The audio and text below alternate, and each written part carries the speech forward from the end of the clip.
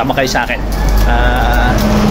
Yung mga mahilig sa natural na mga supplements, pasyal tayo.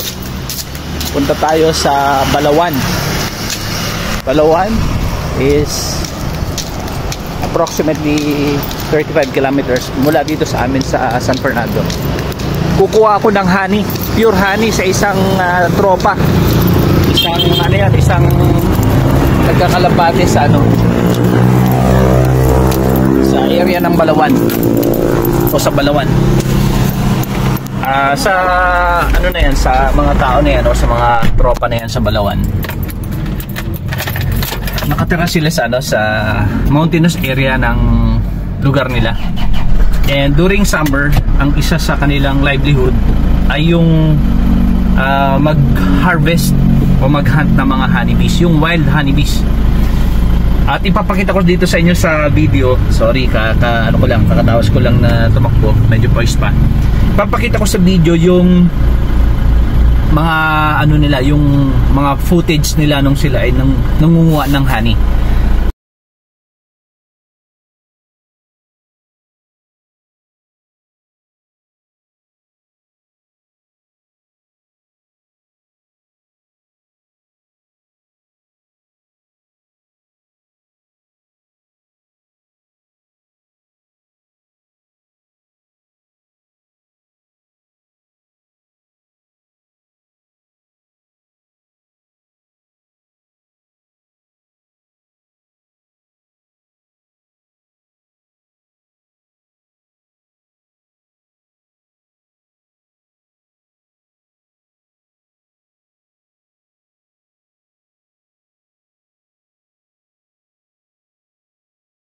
So actually last week pa ako nagpa-reserve kasi paubos na eh.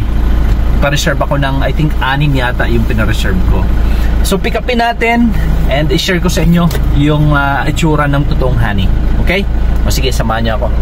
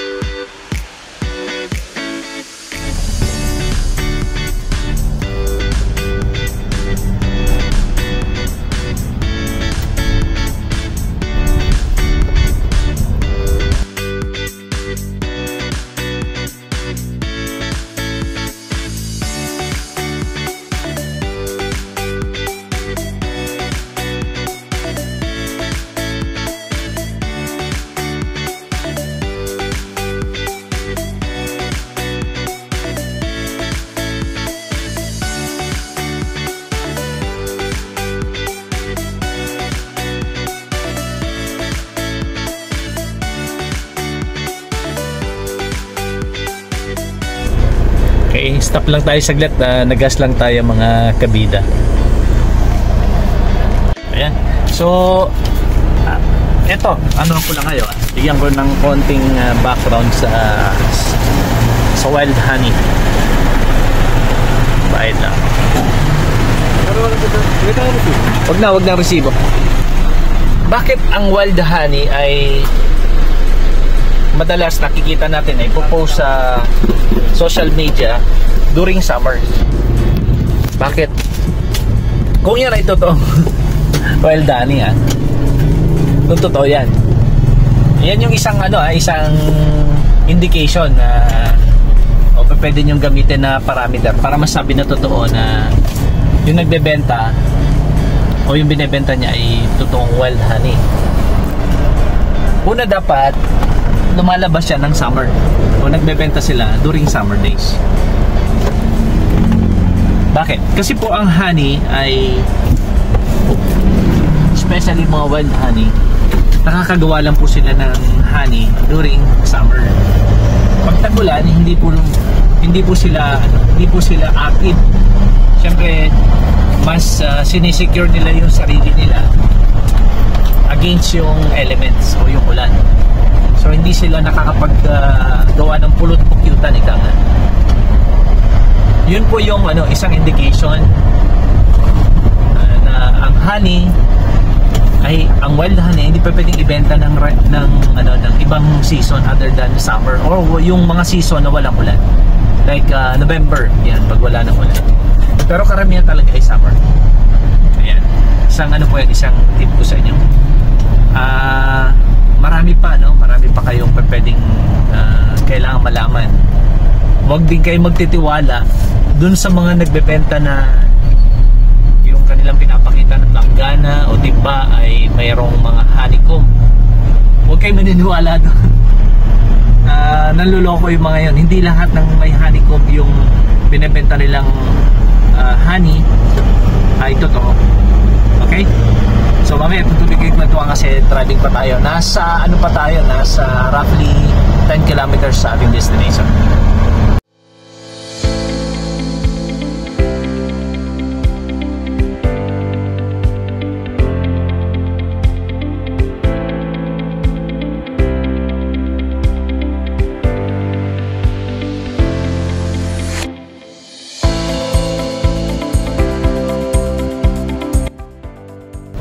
Dito na tayo sa ating target place.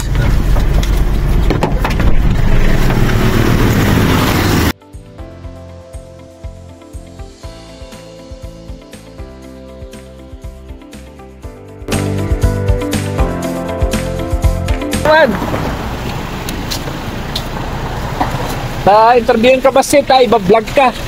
Tabel mo ta. Tutuwa ka ba? Bro, tawag na. Bibihira kasi talaga ang di ba? Pure honey. Kaya magtatanong kami sa iyo iba-vlog ko ito. Ayan. Ilang piraso to? 6. Marami kasi sa mga follower ko sa YouTube o sa Facebook walang alam sa honey. No. Hindi nila alam ang totoong honey at saka hindi totoong totoong honey. Royce, istorya man, paano mo malalaman na totoo ang isang honey? Lagay mo lang sa red yung plastic mo na lang. Ilalagay sa rep. O pigsam lang ta boses mo. Pag nilagay sa rep, paano malalaman na totoo 'yon? Hindi titigas. Hindi titigas. Pero pag yan ay yung mga niluto na honey daw, titigas. Kung may halong asukal. Titigas. So ito kahit i-freezer ko, hindi yan titigas. Okay, thank you Brad. Isa pa, bakit madalas summer lang lumalabas ang mga pure honey? Kasi maraming yung bulaklak ng Ayun, yun ang the best na paliwanag. Maraming bulaklak na may nectar na kinakain o nakukuha ng mga honeybee tapos gagawin nilang honey, no? Pero pag tagulan wala masyado. Ayun, parang din yung mga wild birds din, yung mga migratory birds, andito sila sa summer sa atin, maalis sila sa mga ice home nila o countries kasi andito ang pagkain pag summer. So, parang magano din yung honey. Ayun. Thank you bro Anim ito.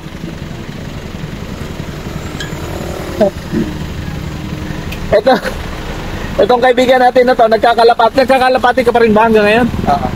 Kumusta ang karera nyo? Magkano lahat ito? Popor lang. Kumusta ang karera nyo ngayon? Hindi ako naglaro. Ay, hindi ka naglaro. Bro, thank you Thank you sa pagpa-reserve itong mga honey na to. Paggagamit ko ito. Thank you. Sa ulitin Thank you very much. Ayun, so nakuha na natin yung honey at narinig natin yung paliwanag ni Bro Jun Melares. Ayan, enlightened tayo, no? Number 1 pa lang reason nga, other than yung nabanggit ko kanina, bakit summer is because during summer nga naman andyan yung mga flowers na kung saan pa pwedeng pagkunan ng nectar and ginagawa nila ng mga honey, ng mga pukyutan ginagawa nilang honey. Ayan, so malalaman natin kasi ang namin mamaya magluluto kami ng pancake. malalaman namin gaano kasarap ang wild honey. Yan, mula dito sa Balawan, dito sa kabundukan ng Balawan galing ang mga honey na ito. Ayun, so sige, salamat sa inyong pagsama sa akin, sa inyong pakikipagkwentuhan. Bye.